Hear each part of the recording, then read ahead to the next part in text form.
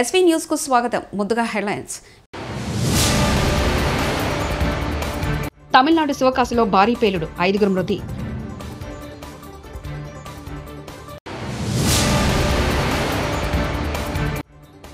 పాసమేలారం ప్రమాద మృతుల కుటుంబాలకు కోటి పరిహారం, సీఎం రేవంత్ రెడ్డి.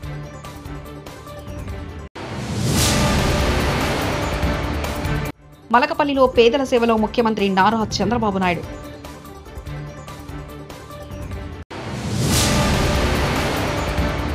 రాజకీయంగా ఎన్ని ఇబ్బందులు వచ్చినా రాజీ పడలేదు వైఎస్ జగన్. తమిళనాడు రాష్ట్రం విరుద్నగర్ జిల్లాలోని శివకాశిలో బాణాసంచ తయారీ కర్మాగారంలో అకస్మాత్తుగా మంటలు చెలరేగాయి. ఫ్యాక్టరీ నుంచి పెద్ద శబ్దం, పొగలు రావడంతో వెంటనే అప్రమత్తమైన స్థానికులు అధికారులకు సమాచారం అందించారు. వెంటనే పోలీసులు, రెస్క్యూ సర్వీసెస్ సిబ్బంది సంఘటనా స్థలానికి చేరుకొని సహాయక చర్యలు చేపట్టారు. గాయపడిన వారిని హుటాహుటిన ఆసుపత్రికి తరలించారు. ఉమ్మడి రాష్ట్రంలో గానీ తెలంగాణ రాష్ట్రంలో గానీ ఇంత భారీ ప్రమాదం జరగలేదని ముఖ్యమంత్రి రేవంత్ రెడ్డి అన్నారు. ఈ రోజు మంగళవారం పాసమేలారం చేరుకున్న సీఎం ప్రమాద స్థలాన్ని పరిశీలించి ఈ ఘటనపై అధికారులతో సమీక్షా సమావేశం నిర్వహించారు.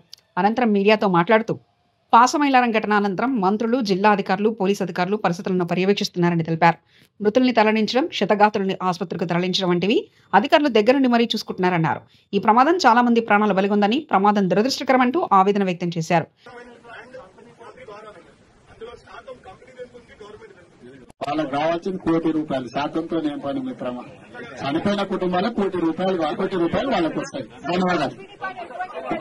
దీనికి సంబంధించి చనిపోయిన కుటుంబాలకు ₹1,00,00,000 నష్టపరిహారం ఇప్పించాలి. పరిశ్రమ వాళ్ళతో మాట్లాడి ప్రభుత్వం వైపు నుంచి, పరిశ్రమ వైపు నుంచి చనిపోయిన కుటుంబాలకు ₹1,00,00,000 నష్టపరిహారం ఇవ్వాలి అని చెప్పి నేను ఆదేశాలు ఇవ్వడం జరిగింది. ఆదేశాల ప్రకారం మా మంత్రులు పరిశ్రమ యజమానులతో మాట్లాడి ప్రభుత్వం వైపు నుంచి సహకారం తీసుకొని వాళ్ళకి నష్టపరిహారం అందించడం జరుగుతుంది. రామచంద్రరావు ఒక మిసైల్, కిషన్ రెడ్డి, నేను, లక్ష్మణ్ గారు అధ్యక్షుడిగా ఉన్నప్పుడు మమ్మల్ని ట్రోల్ చేశారు. మోదీ పీఎం అయ్యాక కూడా ఛాయ్ అమ్ముకునేవాడు ప్రధానమంత్రి అని ట్రోల్ చేశారు. కానీ రామచంద్రరావు ఒక మిసైల్ అంటూ బండి సంజయ్ వ్యాఖ్యానించారు. అంతెందుకన్నా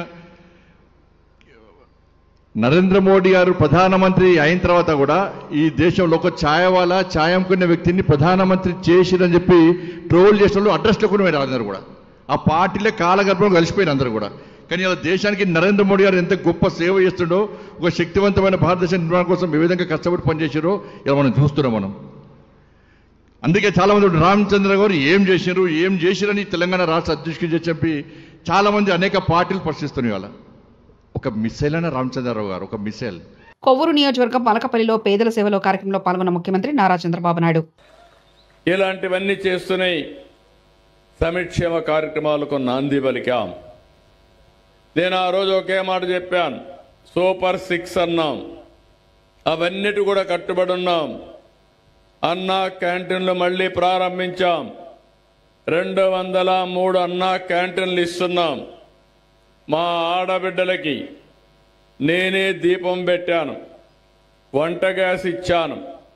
నా తల్లి కష్టాలు పడింది. అలాంటి కష్టాలు నా ఆడబిడ్డలకు రాకూడదని దేశంలోనే మొట్టమొదటిసారిగా వంట గ్యాస్ ఇచ్చిన పార్టీ, సిలిండర్లు ఇచ్చిన పార్టీ తెలుగుదేశం పార్టీ. ఆ రోజు అది గుర్తుపెట్టుకుని ఇటీవల కాలంలో ధరలు పెరిగాయి. వంట గ్యాస్ వాడడం మానేశారు. అందుకే నేను హామీ ఇచ్చా, సంవత్సరానికి 3 సిలిండర్లు ఉచితంగా ఇస్తానని ఇచ్చిన మాట నిలబెట్టుకున్న ప్రభుత్వం ఎన్డీఏ ప్రభుత్వం అని చెప్పి కూడా నేను మీకు తెలియజేస్తున్నా. దీనికి ఇంకా చిన్న చిన్న టెక్నికల్ ఇబ్బందులుంటే అవసరమైతే 4 నెలలకు ఒకసారి సిలిండర్ ఖర్చు నేరుగా మీ అకౌంట్లో వేస్తానని కూడా హామీ ఇచ్చాను. మొన్నే మీరు చూశారు, తల్లికి వందనం. నేను ఒకే మాట చెప్పాను, ఈరోజు ఒక్కొక్కరికి 2-3 పిల్లలుంటే పిల్లల్ని చదివించుకోలేకుండా ఇబ్బంది పడుతున్నారు. ఒకప్పుడు చెప్పింది ఎంతమంది పిల్లలుంటే అంతమందికి ఇస్తామని, ఒకరికే ఇచ్చారు. నేను ఒకే మాట చెప్పాను, ఎంతమంది పిల్లలున్నా తల్లికి వందనం ఇస్తామని చెప్పి ఈరోజు 4, 5, 6 మంది పిల్లలున్నా వాళ్లకు డబ్బులు ఇచ్చిన పార్టీ. 5 మంది ఉంటే 75,000 రూపాయలు వాళ్ళ అకౌంట్లో వేసిన పార్టీ తెలుగుదేశం ఎన్డీఏ ప్రభుత్వం. ప్రజలకు నిరంతరం అందుబాటులో ఉండడం అనేది రాజకీయాల్లో ఎంతో ముఖ్యమని, అందుకు సోషల్ మీడియాను విస్తృతంగా ఉపయోగించాలని యువ విభాగాన్ని ఉద్దేశించి వైఎస్ఆర్సీపీ అధినేత మాజీ సీఎం వైఎస్ జగన్మోహన్ రెడ్డి అన్నారు. మంగళవారం తాడేపల్లి పార్టీ కేంద్ర కార్యాలయంలో జరిగిన యువ విభాగ సమావేశంలో ఆయన కీలక వ్యాఖ్యలు చేశారు. యూత్ వింగ్ అనేది పార్టీలో క్రియాశీలకమైందని, ప్రజా వ్యతిరేక ప్రభుత్వాన్ని నిలదీయడంలో యువతది కీలక పాత్ర అని, పార్టీ సంస్థాగతంగా మరింత బలోపేతం చేయాలని తెలిపారు. క్యాండిడేట్లందరూ కొత్త వాళ్ళే. ఆ నుంచి కూడా అక్కడి నుంచి ఒక 18 మంది మన క్యాండిడేట్ తప్ప నుంచి మిగతా వాళ్ళంతా అంత ఫ్రెష్ ఫేసెస్. ఆ నుంచి మన క్యాండిడేట్లు విజయం సాధించడం మొదలుపెట్టాడు. 67 స్థానాలు 2014లో గెలిచినాం. మళ్ళా 23 మందిని దాంట్లో పోచింగ్,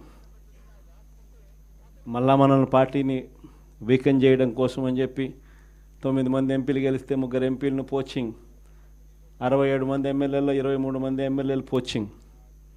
కానీ మళ్ళీ దేవుడు మళ్ళీ 2019 వచ్చేసరికి అదే మొట్టికాయలు వేసాడు. మన దగ్గర నుంచి ఎంతమంది పోచింగ్ చేశారో కరెక్ట్గా అంతే నెంబరే, వాళ్ళ నెంబర్స్ కూడా కరెక్ట్గా అంతే 23కే పడ్డాయి.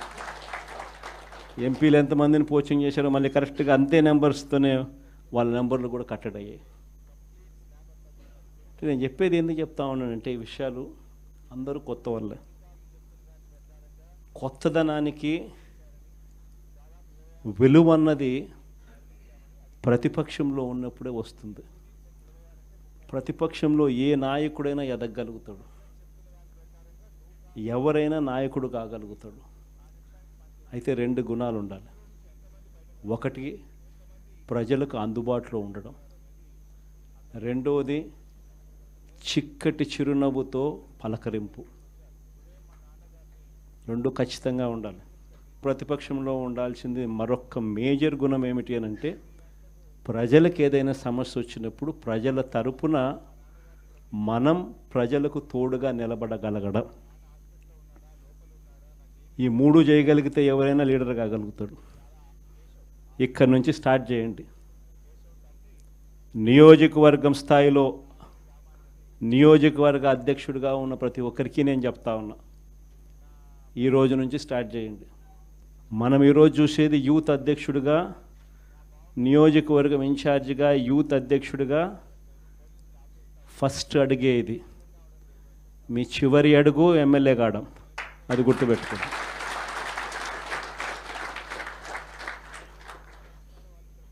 ఎదగడం మీ చేతుల్లో ఉంది, మిమ్మల్ని పెంచడం నా చేతుల్లో ఉంది. శశిధర్ గౌడ్ బాధ్యత మాది, అతన్ని మేము ఇంటికి తీసుకొస్తాం. మేము మీ అన్నల్లా తమ్ముళ్ళ అనుకోండి. శశిని ఇంటికి తీసుకొచ్చే బాధ్యత మాది. రేవంత్ రెడ్డి పిచ్చోడు, మెంటల్ గాడు. మనం భయపడాలని కేసులు వేస్తారు. రేవంత్ రెడ్డి ట్రాప్లో పడి మనం భయపడొద్దు. మనం టైం వస్తుంది, అప్పుడు వాళ్ళ సంగతి చూద్దాం. శశిధర్ గౌడ్ కుటుంబ సభ్యులతో ఎమ్మెల్యేలు పాడి కౌశిక్ రెడ్డి, డాక్టర్ సంజయ్.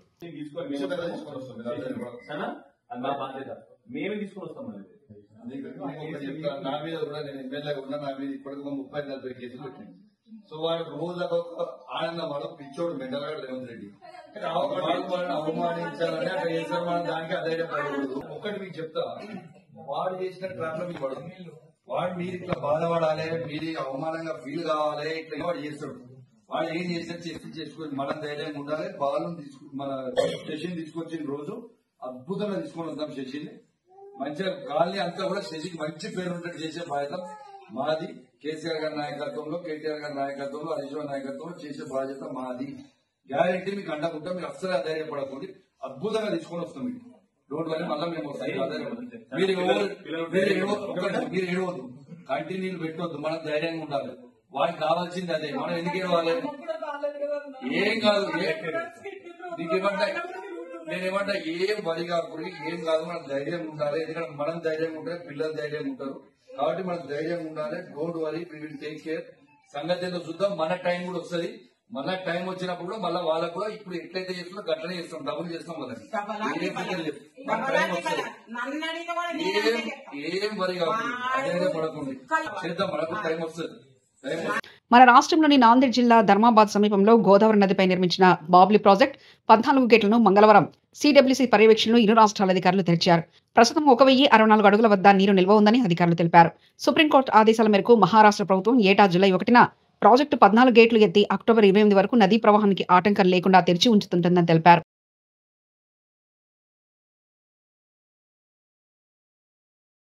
విద్యా ఐటీ శాఖల మంత్రి నారా లోకేష్ ఉండవల్లిలోని తన నివాసంలో ఇవాళ మంగళవారం ప్రజా దర్బార్ నిర్వహించారు. ప్రజా దర్బార్లో ప్రజల నుంచి మంత్రి విజ్ఞప్తులు స్వీకరించారు. ఆయా ఫిర్యాదులను పరిశీలించి సంబంధిత అధికారులకు లోకేష్ కీలక ఆదేశాలు జారీ చేశారు. ప్రజా సమస్యలను అధికారులు వెంటనే పరిష్కరించాలని ఆదేశించారు. కూటమి ప్రభుత్వంలో అందరికీ అండగా ఉంటామని మంత్రి భరోసా ఇచ్చారు. మెడికల్ సీట్ ఇప్పిస్తామంటూ వైసీపీ కీలక నేత సజ్జల రామకృష్ణారెడ్డి సన్నిహితులు మోసం చేశారని గుంటూరు జిల్లా తాడేపల్లి మండలం కుంచనపల్లికి చెందిన మన్నె సుబ్బారావు మంత్రిని కలిసి ఫిర్యాదు చేశారు.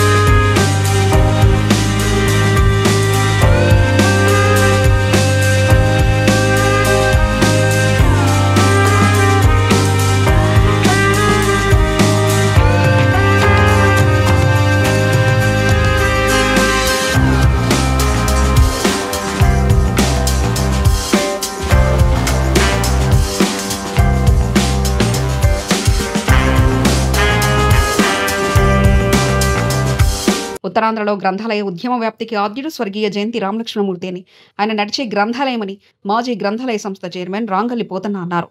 మంగళవారం జిల్లా కేంద్ర కార్యాలయంలో గ్రంథాలయంలో జయంతి రామలక్ష్మణమూర్తి జయంతి సందర్భంగా జరిగిన కార్యక్రమంలో పోతన్న మాట్లాడారు. ఈనాడు గ్రామాన గ్రంథాలయాలు ఉండడానికి కారణం జయంతి రామలక్ష్మణమూర్తి చేసిన కృషి ఫలితమే అన్నారు. ఆధునిక దేవాలయాలుగా వెలసిల్లే గ్రంథాలయాలు సమాజాన్ని చైతన్యపరిచే విజ్ఞాన దీపికలన్నారు.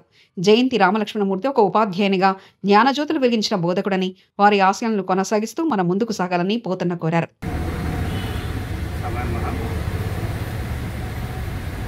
ఉత్తరాంధ్ర భాగాలుగా నడియాడే గ్రంథాలయంగా విశేష ఖ్యాతించి మన ముందు ఆయన భౌతికంగా లేనప్పటికీ ప్రతి గ్రంథాలయం కూడాను ఆయన ముఖం మనకు కనబడతారు.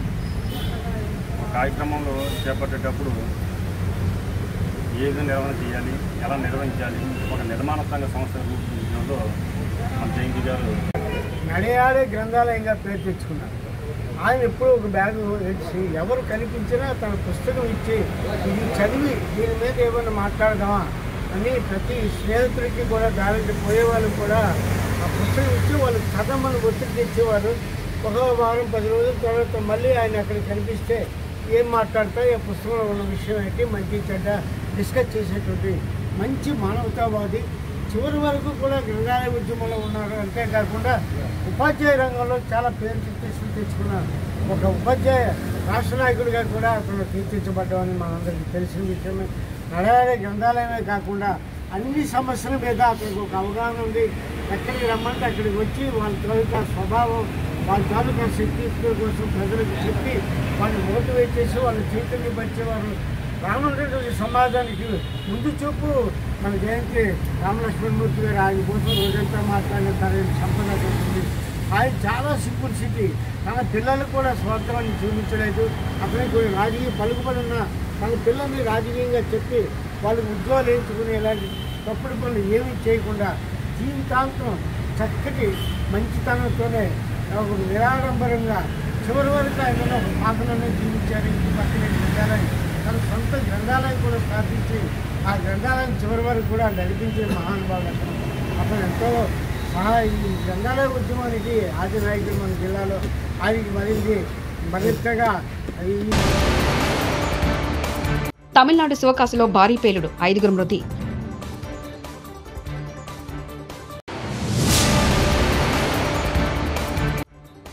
పాసమేలారం ప్రమాద మృతుల కుటుంబాలకు 1 కోటి పరిహారం, సీఎం రేవంత్ రెడ్డి.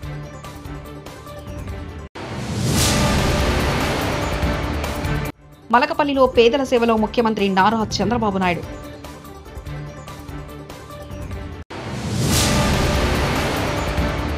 రాజకీయంగా ఎన్ని ఇబ్బందులు వచ్చినా రాజీ పడలేదు వైఎస్ జగన్. ఇవి బులెటిన్ విశేషాలు. చూస్తూనే ఉండండి ఎస్వీ న్యూస్.